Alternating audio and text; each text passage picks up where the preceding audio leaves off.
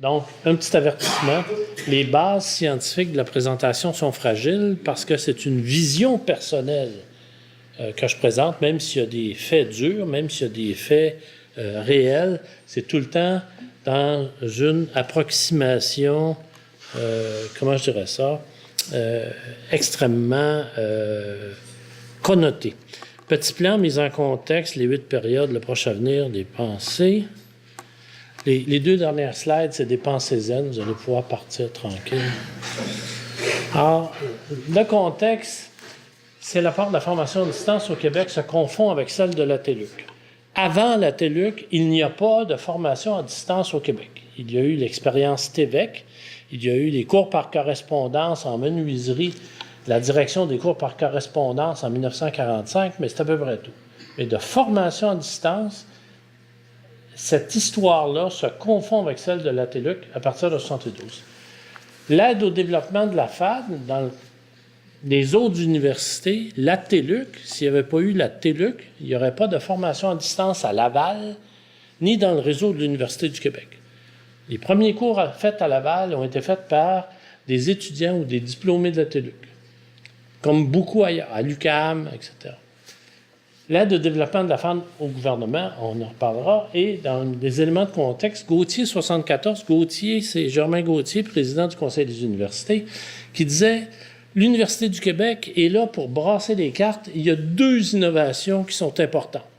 Première innovation, le module qui est indépendant du département, et la deuxième, c'était la téléuniversité. Si on n'a pas ces 2 innovations-là, il n'y a pas de raison à avoir un réseau de l'Université du Québec. » D'après M. Gauthier. D'après M. Gauthier. Je m'excuse, à la fin, il y a 2... Contribution à la massification de la fréquentation universitaire. Évidemment, la TELUC a eu plusieurs dizaines de milliers d'étudiants. On contribue, comme toutes les autres universités, à la massification et on contribue à l'accessibilité. On n'est pas original à ce point-là. Troisième élément de contexte, je dirais, on était au début un projet expérimental limité, 5 ans. On est devenu un établissement universitaire de plein droit. C'est un peu ça l'historique de la TELUC en une 50aine d'années. Alors, je vais passer extrêmement rapidement dans la conclusion sur les grandes périodes. À la gestation, avant la création de la TELUC, les premières études qui ont été faites, Réginald Grégoire, Francine Mackenzie, etc., c'est le grand rêve de l'accessibilité à tous les cours et tous les programmes. C'est ça qui nous drive encore. Il y a à peu près 5600 cours qui sont offerts année après année au Québec. Le rêve de la TELUC, c'est que les 5600 cours puissent être offerts à distance et que l'ensemble des programmes puissent être offerts à distance sans aucune contrainte de lieu et de temps. On est encore loin de ça, là. Et dès le départ, il y avait une volonté de collaboration et de coproduction. Et à la gestation, l'Université du Québec, malgré l'avis du gouvernement du Québec, a créé cette téléuniversité-là. Et on est devenus les leaders, non seulement du Québec en formation à distance, mais au Canada, on va le voir plus tard, et dans le monde. Dans le monde, à cette époque, il y a 4 institutions de formation à distance. Il n'y en a pas des millions, là. Il y en a 4, dont la TELUC. Les débuts, octobre 72, le mandat très limité. Il y a eu une frilosité de certains acteurs en nous disant « il ne faut pas que vous ayez de professeurs, il ne faut pas que vous ayez de programme, il ne faut pas que vous ayez... on avait des listes de choses qu'il ne fallait pas avoir. Fait que là, on se disait « bon, qu'est-ce qui va nous rester? On ne savait pas trop. » Il y a eu la prise en charge de Permama. Permama, c'est le perfectionnement des maîtres en mathématiques, qui était un échec flagrant. Entrepris par l'UQAM et Radio-Québec à l'époque, et ça ne marchait pas parce que c'était... Permama avait commencé avec 5-6 000 étudiants, puis il était rendu à même pas 400, parce qu'il était très linéaire. Si tu n'avais pas réussi le cours 1, tu ne peux pas faire le cours 2, tu n'as pas réussi le cours 2. Et les cours étaient, je dirais, en termes de formation à distance, extrêmement poches. C'est pas moi qui le dis, c'est celui qui a créé Permama à l'époque, Michel Decelles. Pierre Decelles, son frère, l'a repris aussi. On avait le développement de quelques activités dites de culture générale et un conseil d'administration formé des vice-recteurs du réseau qui ne voulait pas qu'on les compétitionne sur la chasse aux clientèles. Alors, vous avez le climat des 2 premières années. C'est intéressant, il ne s'est pas passé grand-chose. La fragile autonomie, et les 2 premières années, c'était l'époque Van der Donck. On tombe dans l'époque Grenier, en 1974. C'est des courts événements. Le premier grand court événement qu'on a fait, c'est sur la coopération du Québec. On a fait un cours, il y avait TVA, il y avait les caisses populaires, il y avait des coopératives de taxis, 4200 étudiants, et c'est devenu l'année de la coopération au Québec. Après ça, on a fait l'année du français avec Gilles Vigneault, ces choses-là. Chaque cours devenait un événement mobilisateur. Permama et Permafra sont les 2 programmes de perfectionnement des maîtres. On les a refaits pour les faire plus modernes. Et c'est devenu des succès remarquables. Ceux qui disent que c'est devenu des succès remarquables, c'est PISA, une organisation internationale, et le ministère de l'Éducation. Si aujourd'hui on performe si bien nos étudiants au secondaire en mathématiques et en sciences, c'est à cause de Permama. C'est pas nous qui le disons, là, c'est le ministère. La collaboration, on a parti la formation à distance à la DEOC et on a fondé l'Université d'Athabasca en Alberta, ce qui n'est pas rien. C'est John Daniel qui est parti là-bas. Et une inscription massive d'étudiants, massive. Dans les premières années, là, nos nombres d'étudiants montent comme ça. Et vous allez voir après, à partir de 80, ça va chuter. Mais c'est un succès qui fait peur et qui dérange. Un exemple, le département de mathématiques à l'UQAR, parce qu'il y avait Permama, il n'y avait plus d'étudiants dans le département de mathématiques. Ceux qui étaient le plus contre Permama, c'était le recteur de l'UQAR à l'époque, Alcide Horth, qui dansait sur la table de l'Assemblée des gouverneurs très réalistement, là, pour qu'on débarrasse le plancher en disant « on va mieux s'en occuper, nous autres ». On est retourné dans le siège social en 1979. On a perdu la formation des maîtres. Alcide Horth a gagné avec quelques autres. Il y a eu des transferts financiers importants, parce qu'on a beaucoup d'étudiants, on a beaucoup d'argent. On nageait dans l'argent à l'université à cette époque-là. On a refinancé des bases historiques de l'UQAM, de l'UQAR et du siège social. Alors, l'UQAM, c'était un peu plus qu'1,5 million. L'UQAR, peut-être 3/4 million. Le siège social, je ne me souviens plus exactement, mais c'est dans ces eaux-là.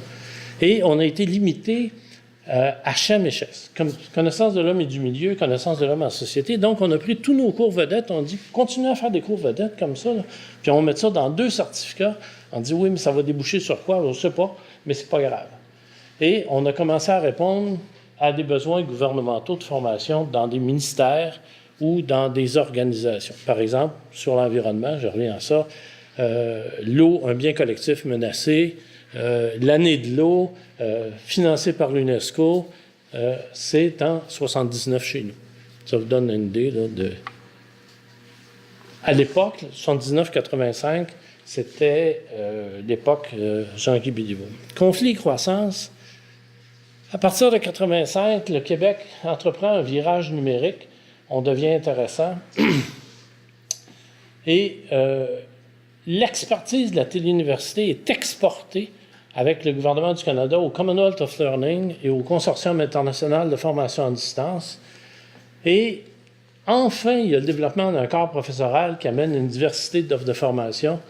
Et en 92, pour ceux qui disent qu'on est à distance, c'est plate, qu'il n'y a pas de contact humain, on commence le présentiel en 92 à la téléuniversité, ce qui est intéressant. Cette période de conflit, de croissance-là, il y a une partie de l'époque de Jean-Guy Béliveau, dans le Marek aussi, qui commence à ce moment-là. Le flirt avec l'UQAM. Ça n'a pas donné des enfants forts. Pour concrétiser notre rêve, on veut tout le temps faire nos 5600 cours. Là. On s'est dit, il faut qu'on s'associe avec des grandes universités. Donc, Roch Denis a sorti la phrase, le projet de la plus grande université bimodale francophone au monde. C'est pas moi qui le dis, il a décidé ça. On est arrivé à l'UQAM parce que le président Lucier ne voulait pas qu'on aille à Laval-Montréal. Alors que Laval-Montréal voulait faire un consortium pour avoir la TELUC. Lucier a dit non, ça va aller à l'UQAM. C'est comme ça que ça s'est passé, là, aussi directement et brutalement que ça. Pour les profs, les gens qui étaient dans le département, on s'en foutait royalement. On dit, on peut être avec des collègues, une université qui a plus que 1000 profs. Alors, si chaque prof fait un cours par 5 ans, on va se rapprocher, vous voyez, on va se rapprocher de nos 5000 cours. Le scandale immobilier a provoqué une stagnation et un recul du projet, c'est évident. À l'époque, Louise Bertrand.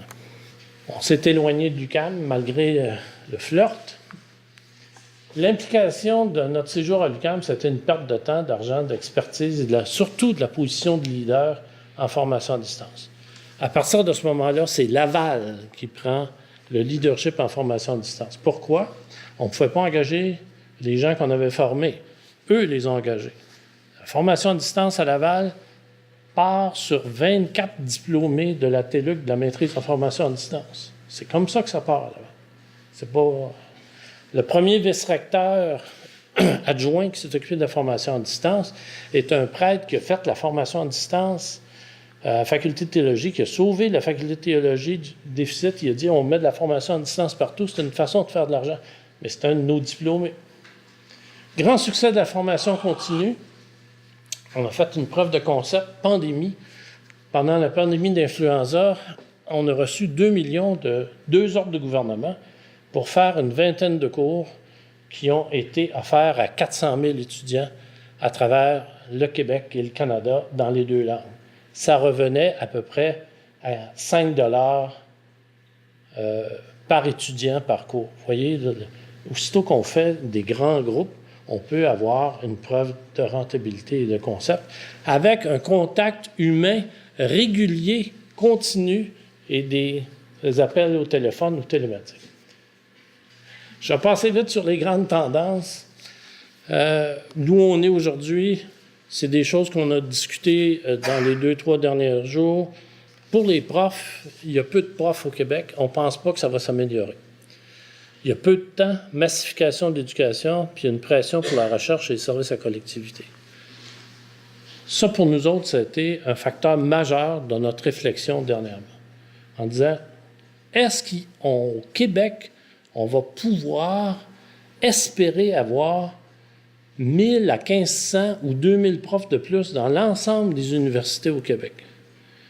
On a parlé au ministère, on a parlé à plein de monde. La réponse a été non. Ils nous donnent un peu d'argent, on va engager quelques centaines, mais on est loin du nombre de profs qu'on avait il y a 15-20 ans. Le nombre d'étudiants augmente, le nombre de profs baisse, la proportion change.